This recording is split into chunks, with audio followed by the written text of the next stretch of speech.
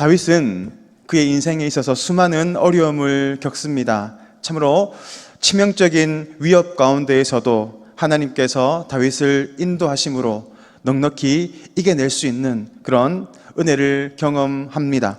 오늘 본문도 그렇습니다. 아히도벨의 계략을 통해서 다윗과 그의 일행은 몰살할 수 있는 큰 위험에 빠졌지만 후세의 그런 계략을 통하여서 피할 길을 만들어내고 있습니다. 이렇게 하나님의 백성과 또 그의 대적들은 계속해서 치열한 싸움 가운데 나아갑니다. 그렇지만 하나님의 사람은 반드시 하나님께서 도우시고 피할 길을 내셔서 반드시 건져 나가신다라는 것을 오늘 본문은 또 동일하게 우리에게 말씀하고 있습니다. 오늘 후세는 자신이 계략으로 막아는 내고 있지만 여전히 다윗과 다윗 일행이 큰 위협 가운데 있는 것을 알고 속히 이것을 다윗과 그의 일행에게 알려야 한다고 생각하였고 이 정보를 제사장이었던 사독과 아비아달 제사장에게 전합니다. 사독과 아비아달 제사장은 이것을 요나단과 아히마스 두 사람에게 이것을 전하고 다윗에게 알리라고 즉시 이야기를 합니다. 그리고 그들은 이것을 알리기 위해서 떠나가기 시작합니다. 그렇지만 대적 역시 마찬가지로 치밀하게 이것을 준비하고 있습니다. 대적이 마냥 놀고 있는 것은 아닙니다. 하나님의 사람이 피할 길을 향해서 하나님을 의지하고 나아갈 때 대적 역시도 하나님의 사람을 죽이기 위해서 자신이 할 수 있는 모든 조치를 다 하고 있음을 우리는 보아야 합니다. 오늘 말씀 18절 말씀을 봅시다. 18절 말씀에 이렇게 기록되어 있습니다. 한 청년이 그들을 보고 압살롬에게 알린지라. 여기에서 한 청년이라는 말은 이 단어는 어린아이 또 청년이라는 말로 사용될 수도 있지만 또 왕의 신하, 왕의 신복, 또 왕의 병사라는 뜻으로도 사용되는 단어입니다. 문맥을 볼 때 바로 왕의 병사, 왕의 신복이라고 볼 수 있을 것입니다.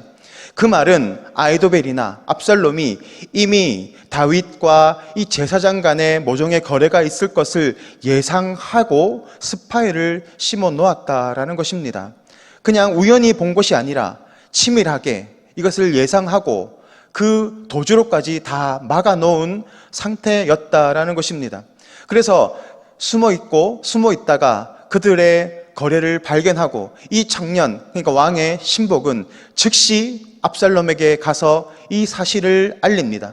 그리고 압살롬은 그 두 사람이 떠났다는 소식을 듣게 되고 그들을 잡으러 병사를 보내었던 것입니다. 큰 위기 가운데 처해 있는 상황입니다. 그들은 그래서 바후림에 있는 어떤 집으로 갔다라고 오늘 성경은 기록되어 있습니다. 그런데 우리가 이 바후림이 어떤 곳인지를 기억해야 할 필요가 있습니다. 주목해야 할 필요가 있습니다. 이 바후림은 어떤 장소입니까? 바로 다윗에게 있어서 매우 뼈아픈 장소입니다. 그가 압살롬을 피해서 도망가고 있을 때 베냐민 사람 시므이가 다윗을 향해 저주하며 비료한 자여, 피를 흘린 자여, 가거라 하면서 저주하였던 그런 저주의 장소입니다. 지금 이 두 정탐꾼이 바로 그곳에 머물러 있는 것입니다. 이곳은 바로 어떤 곳입니까? 저주의 장소입니다. 그런데 그 저주를 고스란히 받아냈던 다윗의 고백이 있습니다. 참 다윗의 진면목을 볼 수 있는 그런 고백이 바로 이곳에서 하나님께 올려드렸습니다. 그 고백이 어떤 것입니까? 바로 사무엘하 16장 12절 말씀입니다. 우리 이 말씀 다 같이 믿음으로 읽겠습니다. 시작. 혹시 여호와께서 나의 원통함을 감찰하시리니 오늘 그 저주 때문에 여호와께서 선으로 내게 갚아 주시리라. 이곳은 저주의 장소입니다. 시므이가 다윗을 저주해야 했던 참으로 뼈아픈 장소입니다. 그런데 그 다윗은 그 저주를 통해서 하나님께서 이 저주를 통해서 나의 원통함을 아시고 나를 불쌍히 여기셔서 나를 이 저주 가운데서 선으로 바꾸어 주시기를 간절히 원합니다라는 그의 고백이, 그의 기도가 있었던 장소입니다. 하나님은 그 다윗의 고백을 들으십니다. 그리고 그 바울임의 그 저주의 장소를 선으로 바꾸어 가시는 것을 우리는 바라보게 되는 것입니다. 그곳으로 바울임으로 숨었던 두 사람이 한 여인을 통해서 우물가 안에 숨어 들어갈 수 있게 되는 것입니다. 저는 이 구절을 보면서 여러분은 동일한 모습이 생각나는 구절이 없으십니까?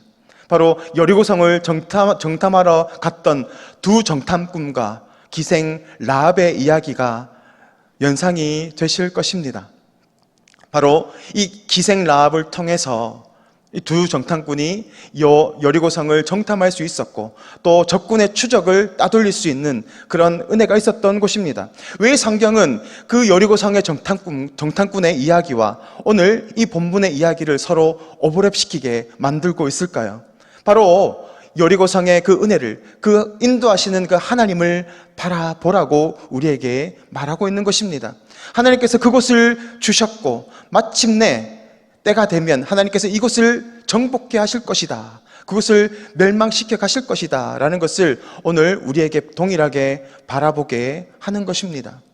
그래서 오늘 이 저주의 장소가 하나님께서 함께 하심으로 반드시 다시 돌아오게 하실 것이다, 다시 이곳을 회복하게 하실 것이다 라는 것을 우리에게 보여주고 있는 것입니다.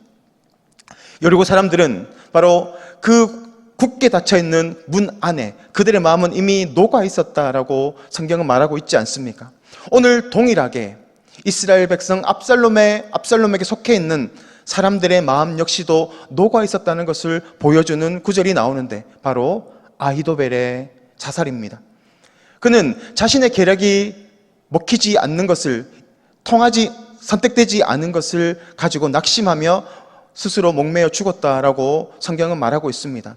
그렇지만 단순히 내 계략이 먹히지 않았다는 그 이유만으로 목숨을 끊었다고 볼 것이 아니라 그가 보았던 것이 바로 하나님께서 이것을 막고 계시는구나, 하나님께서 우리의 편이 아니구나, 하나님이 누구의 편인가를 정확하게 인식했기 때문에 그의 마음이 녹아 있었고 그는 결국 스스로 생을 마감하는 그런 비참한 인생으로 나아가게 되었다라고 보아야 할 것입니다. 내가 누구의 편에 있는가가 중요합니다. 하나님이 누구의 편에 있는가는 바로 내가 하나님의 뜻 안에 있는지, 하나님의 말씀 가운데 거하고 있는지에 달려 있습니다. 그렇게 다윗은 하나님의 인도하심 가운데 무사히 요단강을 건너고 마하나임에 이르게 됩니다. 그리고 그는 그곳에서, 성 안에서 이제 재정비할 수 있는 시간을 얻게 됩니다. 반면에 압살롬은 수많은 이스라엘 사람들을 모아서 요단강을 건너서 다윗을 대적하고 있습니다. 그러나 다윗은 마하나임의 성 안에 무사히 숨어 있습니다. 반면에 압살롬은 마하나임 맞은편에 야영지에서 이제 나와 있습니다. 바로 이제는 하나님께서 그들을 징계하실 일을 기다리고 있는 것을 우리는 바라보게 됩니다. 압살롬에게 속한 많은 사람들이 죽고 떠나갑니다. 그렇지만 다윗은 빈손으로 갔지만 수많은 도움의 손길을 통하여서 많은 것들이 채워지고 이제는 압살롬을 대적할 수 있는 힘을 얻게 되는 지경에까지 이릅니다. 하나님께서 함께 하시고 하나님을 붙잡고 하나님을 의지하는 사람은 반드시 이처럼 도울 자들을 보내주시고 필요할 것들을 채워주시고 그렇게 놀라운 하나님의 은혜를 경험하게 하시는 것을 오늘 본문을 통해서 우리는 발견하게 됩니다. 오늘도 날마다 어려움 가운데에서도 하나님을 붙잡고 하나님을 의지하며 겸손히 무릎 꿇고 나아갈 때 우리가 감당할 수 없는 수많은 어려움과 고난 가운데에서도 넉넉히 이기게 인도하실 그 주님을 바라보며 경험하시는 복된 성도님들 되시기를 주님의 이름으로 축복합니다. 이 시간 화면을 보시고 기도의 제목을 읽겠습니다. 능력의 하나님을 바라봄으로 역전의 인생을 살게 하옵소서. 믿음의 전투에서 함께 싸워 승리하는 동역의 기쁨을 누리게 하옵소서. 이 시간 다 같이 기도하겠습니다. 우리의 힘과 능력이 되시는 하나님 아버지, 하나님 은혜를 감사를 드립니다. 우리가 하나님을 붙잡고 의지하며 나아갈 때 하나님은 반드시 우리를 버리지 아니하시고 끝까지 지키시고 책임지시고 보호하심을 믿습니다.